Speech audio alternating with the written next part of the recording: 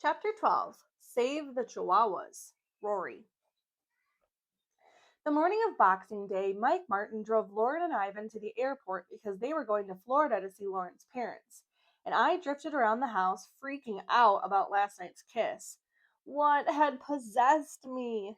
Yeah, Mike was stupidly attractive, but being aware of the fact was one thing. Acting on it was something else entirely. All I could come up with to explain my out of character and possibly fatal to my ongoing employment behavior was that at that moment, in the cocoon of Christmas lights and confession, it had felt low stakes, safe, inevitable almost. Either that or I actually had been rendered temporarily insane by too much Christmas spirit and or too much Vive. I was driving myself crazy with worry when the man himself arrived home with Lauren's skates. I thought we could skate later, he said like it was any other day. Lauren said you could borrow these. What's your shoe size? 7, but I don't know how to skate. I said like it was any other day. 7, jackpot. Still can't skate though. My outings to the lake thus far had only been on my boots. I thought you two might be the same size. Hello? Are you not hearing the part where I can't skate? Are you not concerned about the part where I kissed you last night? He looked up and click, click, click, out popped the dimple. I'll teach you. When I recovered from my smile induced stupefaction, my instinct was to argue. I didn't like the idea of being bad at skating, but who was I kidding? I didn't like the idea of being bad at anything. But it occurred to me that I hadn't tried something new since ever. I'd come back from New York and gotten jobs teaching dance and making coffee, both of which I already knew how to do. I hadn't picked up on hobbies or really extended myself in any way. As much as I didn't like the idea of being bad at something, I liked even less the idea of myself as frozen in time, unable or unwilling to evolve. All right, maybe Mike Martin had taken my low stakes disclaimer to heart and there was nothing to worry about. And maybe it was time to put myself out there, literally, on the lake. I suppose having an NHL star teach you to skate is a big deal, I said a few minutes later. I was sitting with my feet dangling over the edge of the deck, and Mike was kneeling in front of me lacing up my skates. It was a gorgeous sunny afternoon. Still not a star. I suppose having an NHL reliable stay at home defenseman, I made a silly face, teach you to skate is a big deal. This is the kind of stuff that gets auctioned off for charity. 30-minute skating lessons with Mike Martin. Bidding starts at $1,000. All proceeds to the Teacup Chihuahua Rescue. All proceeds to the English Bulldog Rescue. Well, here went nothing. I need one of those walker things kids push around when they're learning, I said as I shuffled out onto the lake, arms extended as if warding off an attack. Nah, you'll find your feet. You have balance and grace and strong legs. You just have to get used to being on blades. He offered an arm and I clung to it. I squinted at him through my sunglasses, which weren't up to the task of defending against the blinding white of the snow beyond the makeshift rink, or against the radiance that was Mike Martin. The sadness I sometimes saw in him, the heaviness, wasn't evident today. I could see my reflection in his Top Gun sunglasses. I looked happy too. How do you know I have grace and balance and strong legs? I've watched you. There was a pause.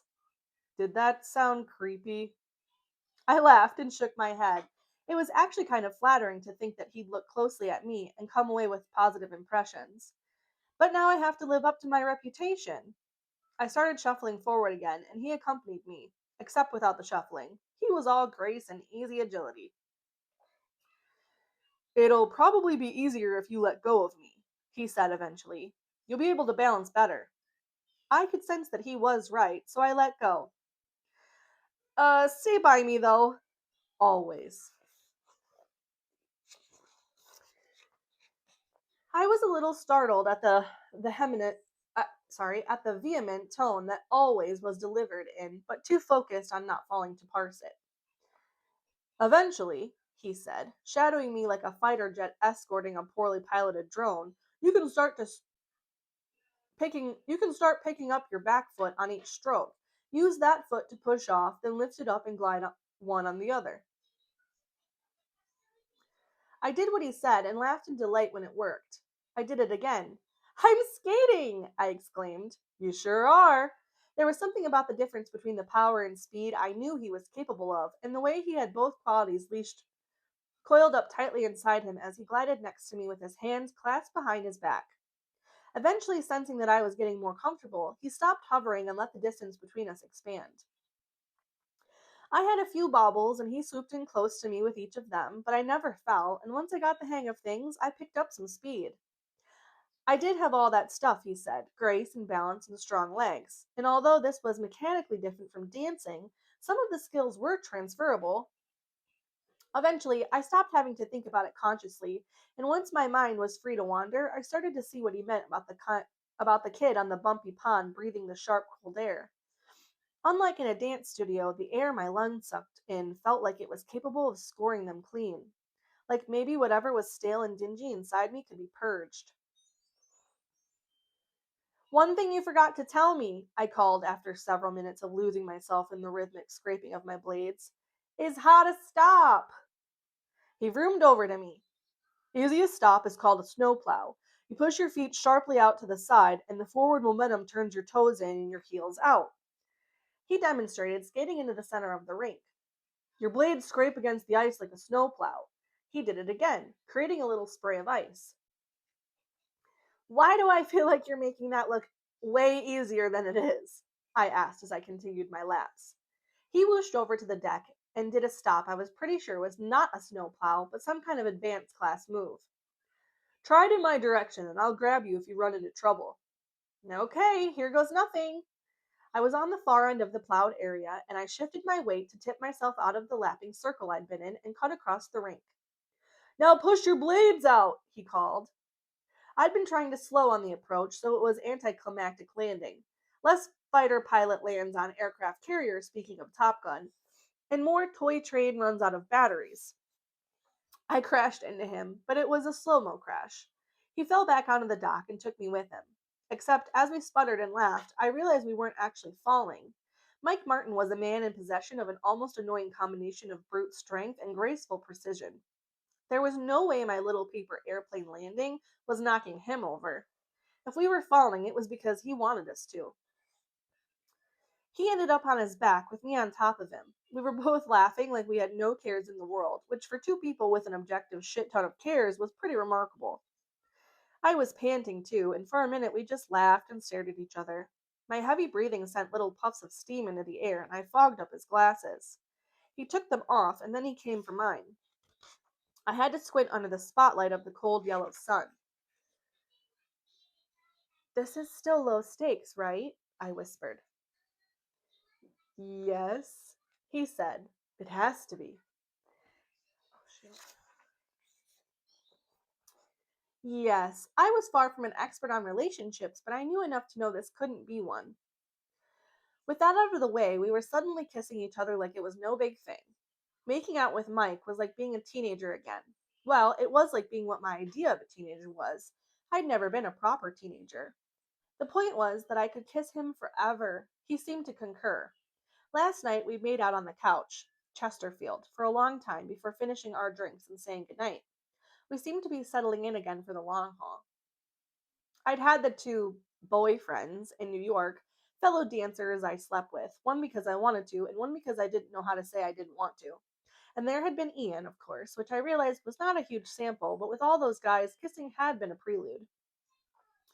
Depending on the scenario, kissing was either an appetizer, a pleasant but minor experience to whet the appetite, or an item on a pre flight checklist meant to be moved through as quickly as possible. Ladies and gentlemen, please secure your tray tables and pucker up to prepare for takeoff. For the record, I'm not blaming the guys here, or at least not entirely. Spending a ton of time kissing was not going to happen when there was something else lurking that you were either excited to get on with or anxious to get over with. But with Mike, kissing felt like the whole point. It probably didn't hurt that he was really good at it. He would hold my face and look at me like I was a delightful gourmet snack, and then snack. It was like snacking. Long stretches of deep kissing, interspersed with little nibbles and moments of backing off for sighing and smiling. But then something would flash in his eyes, and his mouth would come down on mine again. Don't get me wrong, There were sensations in areas of my body far from my lips, and those sensations ramped up because they became more urgent. But we both knew we weren't going there, so we just kept kissing. Eventually, things started to wind down, like we'd run out of steam, or maybe we'd generated too much steam, and we instinctively agreed to head for the off ramp. Like last night, the process of disengagement was remarkably not awkward.